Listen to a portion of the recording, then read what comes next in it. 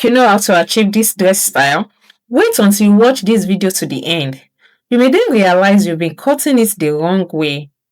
I will also share how you can control the fullness without affecting the fit in case you want yours to not be as full as the pictures you're seeing, or maybe you even want it fuller. This is a technique I'm sure you want to add to your sewing skills. So watch to the end and like this video already. Also share to others, they might benefit from it. The simple trick to this is in the fold. As the name implies, it is a flare dress, so we are going to cut it on flare by folding the fabric at a 45 degrees angle like so. Mark our measurements. Find a point on the fold that is wide enough to accommodate your shoulder measurements. You don't have to worry about the bust measurements because as the fabric gets lower, its width gets bigger, so we can be sure that it will accommodate the bust measurements and other measurements when we get to that point. I'm using 16 inches for the shoulder width of this video. So divided by 2 is 8 plus half an inch sewing allowance. I'm going down by 1.5 inches for the shoulder slope and then marking the shoulder, the round neck at 3 inches, and that's me connecting the shoulder slope. I'm going down the shoulder to bust measurement, that's what I just marked there, and connecting with a straight line so you all can see what I'm doing.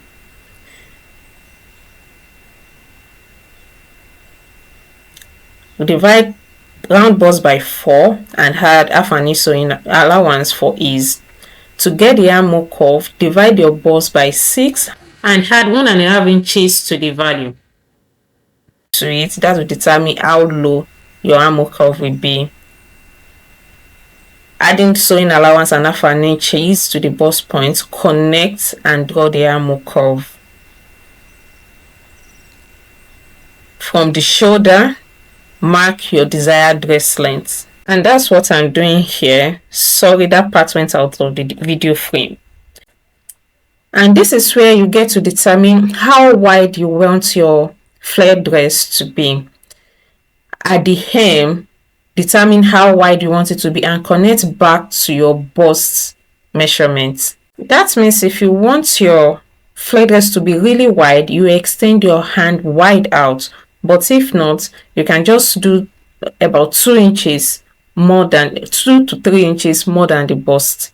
This person does not want hers to be so big, so I didn't extend my hand so much. The principle of cutting a line will work here.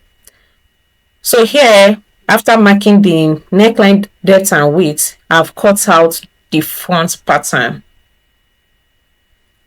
Since it's a free dress and the neckline is wide enough, this dress is not going to have a zip, but instead a button at the back. So the only difference between the front and the back is going to be just the neckline. The width is going to remain the same. So I'm just going to use the front pattern to cut out the back. Remember, I'm not leaving zip allowance at the center back. I'm using Mikado fabric for this project, so it can be difficult to press it flat. But that's me here trying to press the fabric down so that it will ease cutting. I always like to overlap my back panel over my front panel so that the shoulder will sit well on the model. So that's me adding 1.5 inches to the shoulder of the back, folded it over the front and cutting out the back pattern. You can also determine the width of your back neckline. Mikado has refused to relax on the neckline, so I'm using a pin to hold it in place, and that's me cutting out the back neckline. For the front armhole, earlier I didn't cut out the front armhole differently from the back, but here I just did. That's by reducing the front armhole by half an inch and opening up the button parts at the back. Here I am cutting out the facing. I like finishing my dresses with facing. It gives a better finishing.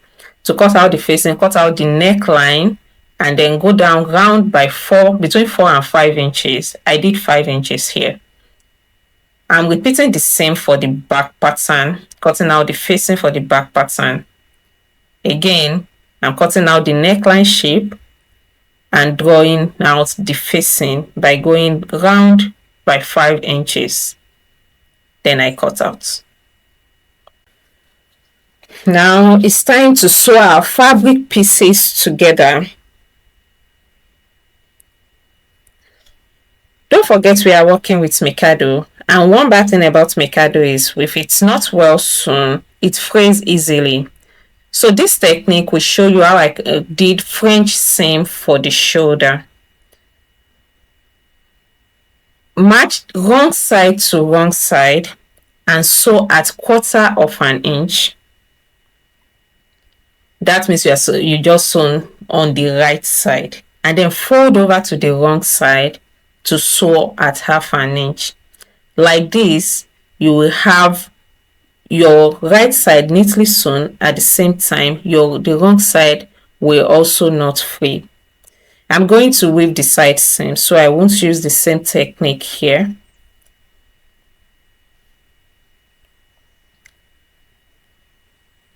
And it's so easy. I've joined both the neckline and the side seam. I'm going to do the same for the facing, which I've done already,